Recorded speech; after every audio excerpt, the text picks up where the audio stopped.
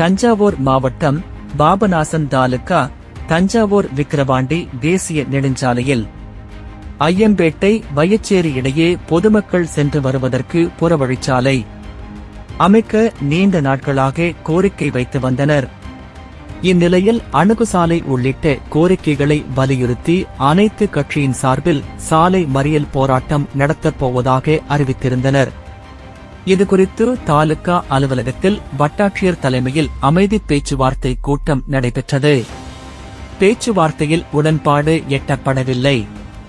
வெளியில் வந்த பொதுமக்கள் தேசிய நெடுஞ்சாலை அதிகாரிகளை கண்டித்து புறவழிச்சாலை அமைத்து தரும் வரை தேசிய நெடுஞ்சாலையில் அமைந்துள்ள வேம்புகுடி சுங்கச்சாவடி முன்பு தொடர் போராட்டம் ஓரிரு நாட்களில் நடத்தப்படும் என தெரிவித்தனர்.